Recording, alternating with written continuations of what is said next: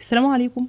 هنعمل مع بعض النهارده وصفه من ألذ واسهل وابسط الوصفات كده اللي تقدري تعمليها، لانها مش بتاخد وقت منك خالص في العمايل، وكمان نتيجتها مضمونه 100% وبتطلع تحفه وقمر بالشكل اللي انت شايفاه ده.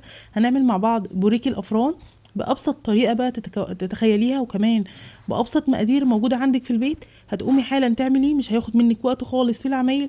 مش هنستخدم بقى مواد كتير، مش هنستخدم بيض، مش هنستخدم زبده. حاجات بسيطة خالص من عندك في البيت هيطلع قمر بالشكل اللي انت شايفاه ده، وكمان احلى واطعم بكتير من اللي بتشتريه من الافران، وكمان اوفر بكتير. يلا كده نسمي الله ونشوف هنعمله مع بعض ازاي. اول حاجة في بولة او في طبق عميق، وهننزل بمعلقة كبيرة من الخميرة الفورية، عليها معلقة كبيرة من السكر، وحوالي تلت كوباية كده من المية الدافية. وزي ما متعودين مع بعض لازم نختبر الخميرة قبل ما نشتغل فيها. هنخلطهم بقى كويس جدا، وهنسيبهم كده 10 دقايق الخميرة تنشط وتتفاعل، وهنكمل مع بعض الوصفة. تمام. وهنا بعد ما سبتهم كده حوالي 10 دقايق الخميرة نشطت وبقيت تمام. عندي بقى كوباية هنا من اللبن الرايب،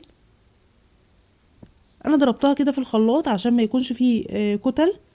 تقدري تستبدليها على فكرة بالزبادي، او تقدري تستخدمي نص كوباية من الحليب ونص كوباية من اللبن الرايب. تمام. وهنخلطهم بقى كويس جدا مع بعض، وينفع جدا في الوصفة لو عندك لبن قاطع تستخدميه كمان. وعليهم كده تلت كوباية من الزيت، 4 كوبايات دقيق بقى انا نخليهم كويس جدا قبل ما اشتغل في الوصفه. وضروري جدا ان انت تدخلي الدقيق قبل ما تشتغلي فيه، بيدي هشاشه كده للمعجنات وبيخلي نتيجتها حلوه جدا. عندي بقى نص معلقه صغيره من الملح، كمان نص معلقه صغيره من البيكنج باودر. هنخلطهم كده مع بعض، وعليهم معلقه كبيره من الخل. واعجني بقى عجينتك، وهتبقى باذن الله عجينه حلوه جدا ومضمونه جدا. واضافه الخل كده لاي معجنات بيخلي العجينه هشه معاكي، وكمان بنستخدمه كانه محسن كده طبيعي. واعجني بقى العجينه كويس جدا. اهم حاجه هتعجنيها، هتشيلي بقى كده الاسباتولا وهتعجنيها كويس جدا. لو بايديكي طبعا مش هتقل عن 10 دقايق. تمام. وهتشوفي بقى العجينه لو محتاجه شويه دقيق معاكي، ممكن تضيفي معلقه او معلقتين من الدقيق لحد كده ما تظبط معاكي، وتغطيها وهتسيبيها في مكان دافي تخمر وتبقى تحفه بالشكل اللي انت شايفاه ده. العجينه بتبقى طريه ما بتبقاش ناشفه، وكل ما العجينه بتاعت المعجنات بتبقى طريه معاكي تعرفي ان انت هتاخدي ألذ واطعم معجنات. وبتخرجيها بقى كده من البوله، حاولي ما تخرجيش الهواء منها علشان تتفرد معاكي كده بكل سهوله وما يبقاش فيها عرق وانت بتفرديها. ما شاء الله العجينه حلوه جدا، يعني شوفوا انا فردتها بايدي، العجينه ما شاء الله سلسه جدا كده ومرنه وبتتفرد بكل سهوله. وبنكمل بقى كده بالنشابه وهنفردها، وهنعملها بقى وهنحشي البوريك بابسط والذ طريقه. تقدري تستخدمي بوله كده، او تقدري تستخدمي اي قطاعه موجوده عندك، وهتقطعيها بقى. اهم حاجه تكون الاحجام كلها متساويه. والنهارده انا الطريقه ديت قلت لقيتها ابسط كده طريقه تقدري تعملي بيها البوريك ومش بياخد منك وقت خالص. وانا بحب الحجم ده بصراحه، مش بحبه اكبر من كده ومش بحبه اصغر من كده.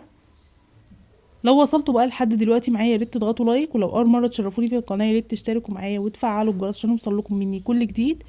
والعجين الزياده ده بقى هنشيله، هنلمه، هنعمله كوره، وهنسيبه يخمر كده شويه كمان او يرتاح شويه عشان نقدر نفرده بكل سهوله.